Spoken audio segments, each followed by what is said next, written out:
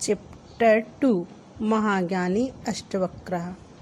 Ashtavakra means होता है जिसके शरीर 8 जगह से टेढ़ा था, इसलिए उसका नाम अष्टवक्र पड़ा और वह ज्ञानी थे।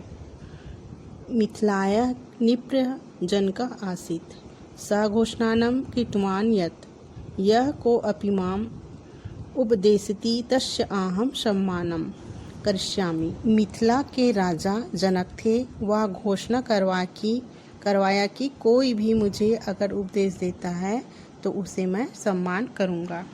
जनकस्य घोषणानं श्रुत्वा सम्पूर्ण भारतात् विद्वांसः उपदेशं दातुम् आगतवन्तः। तेषु केचन धनप्राप्त्यर्थमपि आगच्छन्ति इति ज्ञात्वा जनकः पुनः घोषितवान् यत् समुचित ज्ञानस्य उपदेशं कर्तुं यः विद्वान् समर्थो भविष्यति सः दण्डयोग्यः भविष्यति।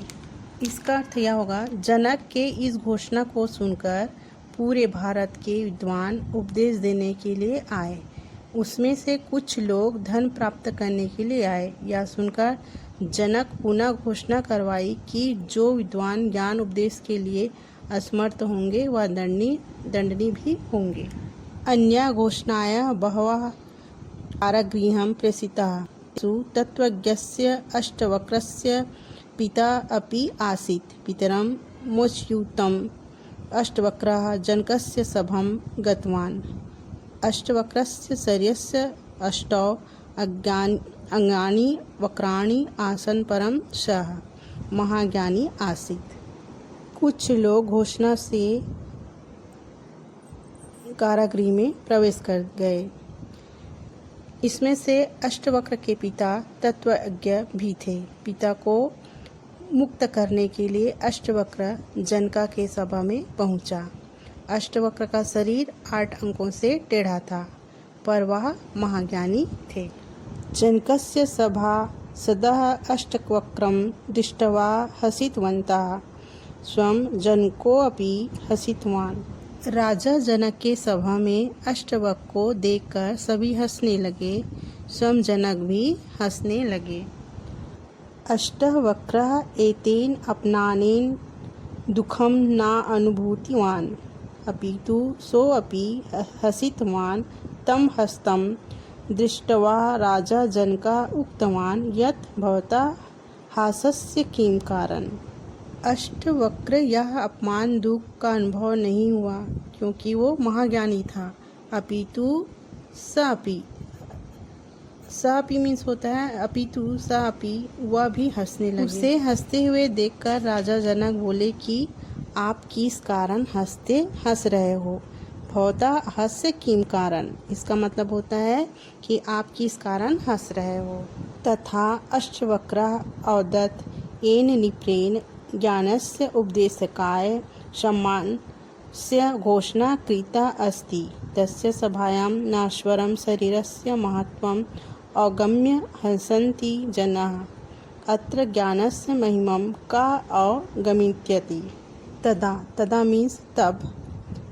अष्टवक्र अवदत्, तब अष्टवक्र बोले, ये निप्रेण ज्ञानस्य, माने ये राजाएं ज्ञान के उपदेश के सम्मान की घोषणा करते हैं। ये सभा नश्वर शरीर का महत्व से ही अवगत है, इसलिए ये सभी लोग हंस रहे हैं।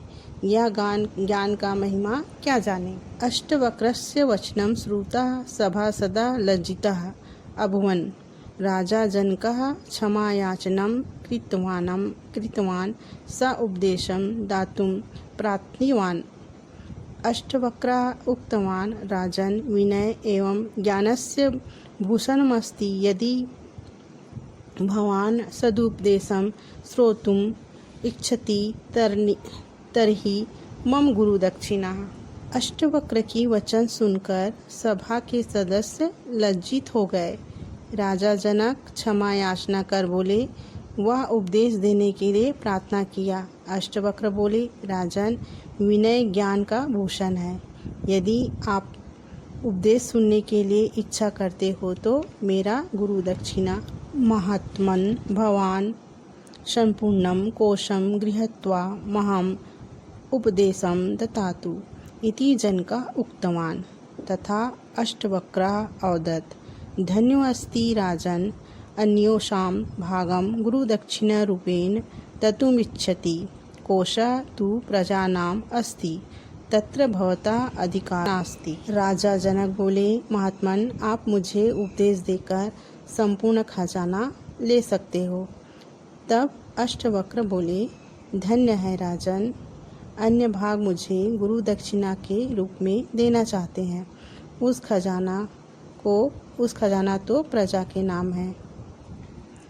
यह अधिकार आपका नहीं है। अन्ते अष्टवक्रः निप्या जनकाय शरीरस्य अनित्यविषये आत्मनः अमरत्वविषये च उपदेशं दत्तवान्। इसका अर्थ होता है, अंत में अष्टवक्र ने राजा जनक को शरीर का अनित्य अनिश्चित विषय पर एवं आत्मत्व के विषय पर उपदेश दिया। तो बच्चों, ये कहानी कैसे लगी और क्या शिक्षा मिली?